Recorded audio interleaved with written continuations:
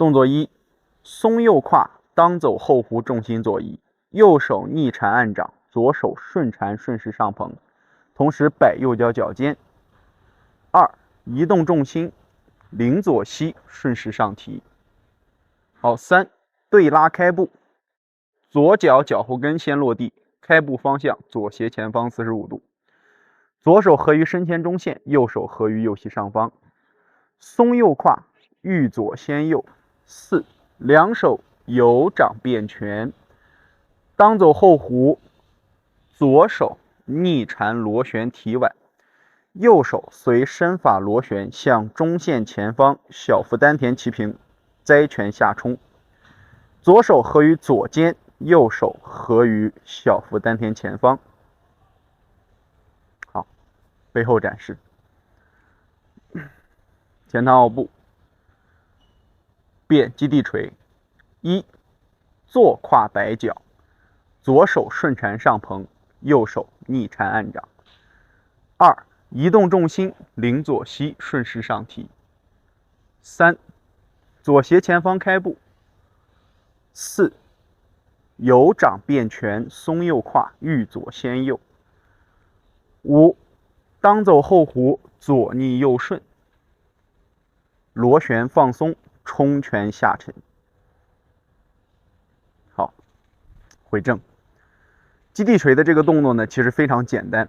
我们平常在练习老家一路时，大家都能感觉到，这个身法呢，它跟斜形很像。斜形好像是这个基地锤的母式，我们可以拿出来对比一下，大家可以看一下。我们在走身法的时候，也是同样斜形预备摆掌，都是左手合于身前中线，右手合于右膝上方。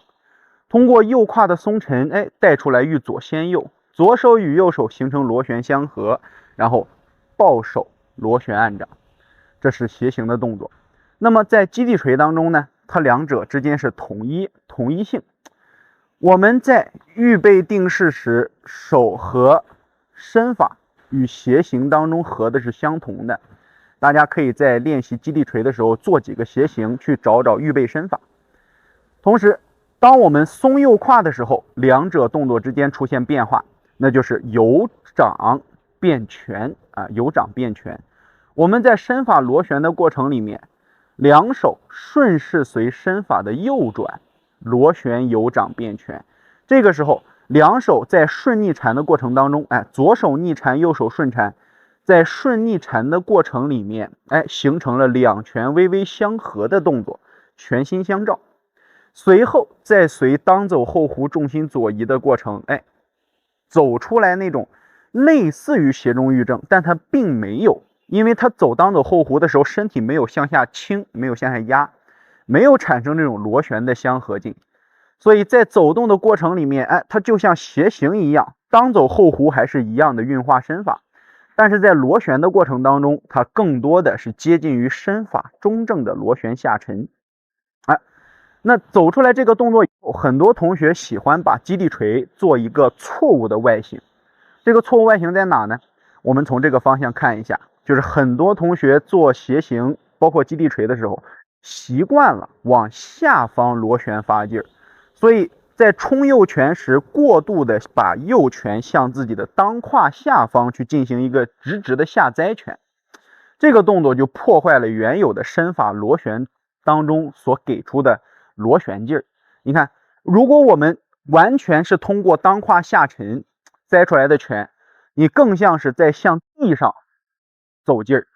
基地锤它不是完完全全像往地面打拳的动作一样，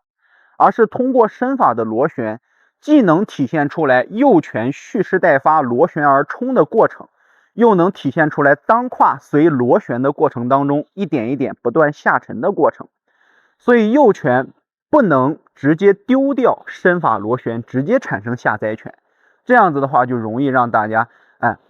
做出错误的问题。所以呢，需要各位同学在练习的同时要找到右拳和身法螺旋的关系。其实很简单，它的重点就在于我们当走后弧，重心到了左腿以后，两拳还是在相合的。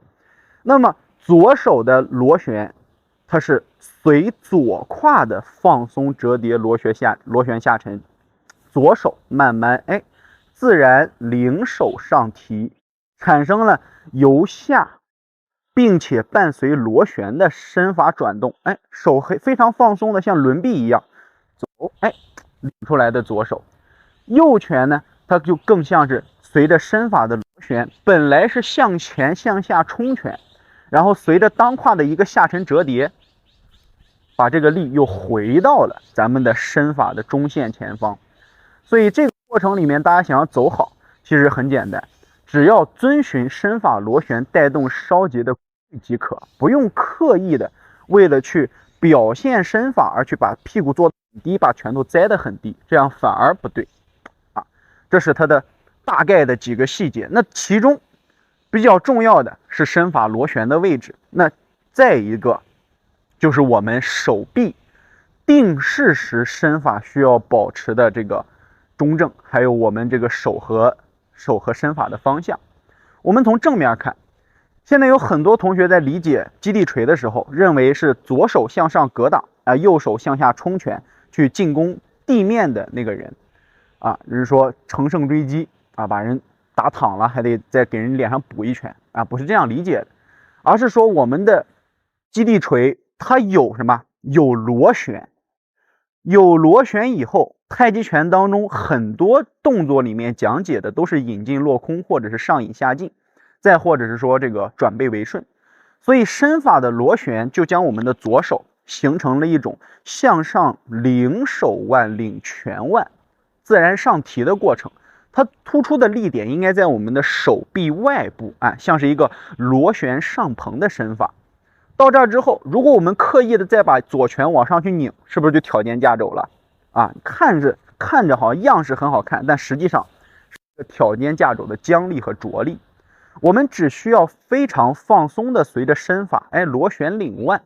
手腕自然与肩齐平即可。因为我们的身法一会儿还要再往下栽一点，所以正好能让老师们觉得左拳的拳腕好像是合在了左侧太阳穴，是为了挡头，其实并不是。它是通过螺旋拨臂上蓬，把对方的手臂拨开，随后再随身法螺旋放松的下沉，形成了一个冲拳发力的动作。放松，从这